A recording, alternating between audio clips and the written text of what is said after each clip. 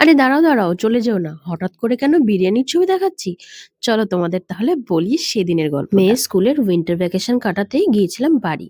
তো বাড়ি থেকে ভীষণ ঘুরে ফিরে অনেক দিন কাটিয়ে এইবার শ্বশুর বাড়ি ফেরার পালা। তো সেদিন আসছিলাম ভাইয়ের সাথে, আমি মাম্মাম ভাই তিনজন মিলে আমরা নবদ্বীপ স্টেশন থেকে উঠে পড়লাম। কাটোয়া টু শিয়ালদা লোকালটা ধরেছিলাম। আর ট্রেনের মধ্যে সেদিন আমার প্রচুর বিরিয়ানি ক্রেভিং হচ্ছিল। আর মনে মনে ভাবছিলাম যদি একটু ট্রেনে বসে বিরিয়ানি খেতে পারতাম।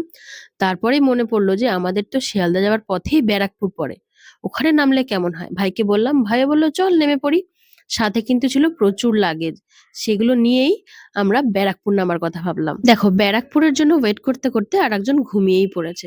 শিগগিরই ডাকলাম যে চল উঠতে হবে, তো ব্যারাকপুর তো চলেই এলো। যেমন কথা তেমন কাজ, আমরা কিন্তু ব্যারাকপুর স্টেশনেই মাঝপথে নেমে পড়লাম লাগেজপত্র নিয়ে। এই দেখো চলে এসেছি ব্যারাকপুর। আর ব্যারাকপুর মানেই কোন কথাটা সবার আগে মাথায় আসে বলো তো? হ্যাঁ, একদম ঠিক ধরেছো। ব্যারাকপুর মানেই দাদা বৌদির বিরিয়ানি। আর আমরাও চলে এসেছি সেই দাদা বৌদির বিরিয়ানি, কিন্তু ব্যারাকপুর স্টেশন থেকে একদম কাছে, মানে হেঁটে ওই 2 মিনিট মতো।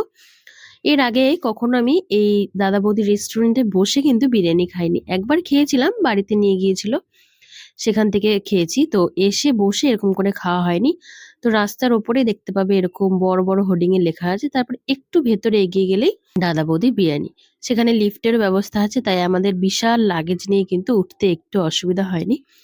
চলে এলাম লিফটে করে ওপরে। ওপরে এসেই দেখলাম বেশ সুন্দর করে সাজানো রয়েছে। আমরা গিয়েছিলাম 1 জানুয়ারির একটু পরপরেই গিয়েছিলাম, তাই বোধহয় এরকম সুন্দর করে বেলুন ফেলুন দিয়ে ডেকোরেট করা রয়েছে।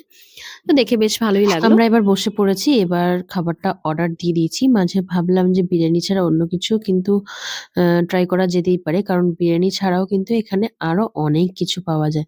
তো ভাবলাম যে না থাক, দাদা বৌদি এসেছে যখন বিরিয়ানিটাই প্রথমে খাই, পরে আসলে অন্য কিছু ট্রাই করে দেখা যাবে। তো এই যে দেখো আমরা বিরিয়ানি অর্ডার করে বসে আছি।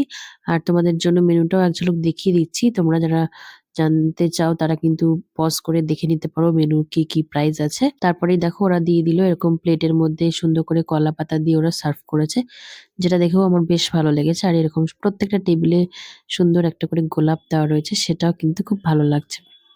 এই যে চলে এলো আমাদের বিরিয়ানি, চিকেন বিরিয়ানি আর চিকেন চাপ করেছিলাম, আর বেশি কিছু অর্ডার করিনি। তো এবার খেয়ে দেখার পালা, খেতে কেমন। এই দেখো আমি এখানে বিরিয়ানি নিয়ে নিয়েছি, আর বিরিয়ানিতে যে চিকেনের পিসটা দিয়েছিল এরকম জাম্বো সাইজের বড় কিন্তু একটা চিকেনের পিস আমার পড়েছিল।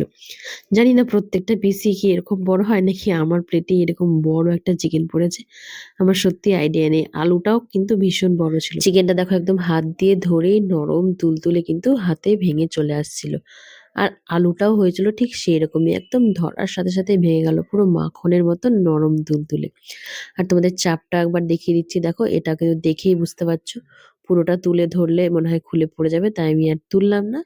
শুধু বিরিয়ানি, আলু আর একটু চিকেন দিয়ে টেস্ট করে দেখি খেতে কেমন। এক্সপেকটেশন অনুযায়ী যথারীতি খেতে কিন্তু সত্যি ভালো ছিল। আমার মেয়ের রিভিউটাও কিন্তু একবার শুনে নাও যে ও কি বলছে। দারুণ। আমার তো একবারে হেভি লেগে যায়। তোমার কেমন লেগেছে? আমার তো ভালোই। ওয়াও, ফাটাফাটি, কোনো কথা হবে না।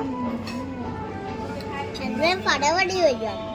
সবার রিয়াকশন দেখে নিশ্চয়ই বুঝতেই পেরেছো কেমন হয়েছে। আমাদের বাড়ি যাওয়ার পথে মাঝ রাস্তায় ট্রেন থেকে লাগেজ নিয়ে নামাটা কিন্তু সার্থক হয়েছে। যেগুলো কোনো প্ল্যান ছাড়াই হুট করে হয়ে যায়, সেগুলোই কিন্তু সব থেকে ভালো হয়। তো এরকম বিনা প্ল্যানে এরকম এত সুন্দর একটা এক্সপিরিয়েন্স আমাদের হঠাৎ করে হয়ে গেল, তার জন্য কিন্তু আমারও ভীষণ ভালো লেগেছে। আর তোমাদের কেমন লাগলো সেটা জানিও। যদি ভালো লেগে থাকে তাহলে একটা লাইক করে দিও। আর এরকম নতুন নতুন আরো ভিডিও দেখতে হলে আমার চ্যানেলটিকে সাবস্ক্রাইব করে দিও। টাটা বাই, দেখা হচ্ছে এরকম আরো অন্য কোনো ভিডিওতে।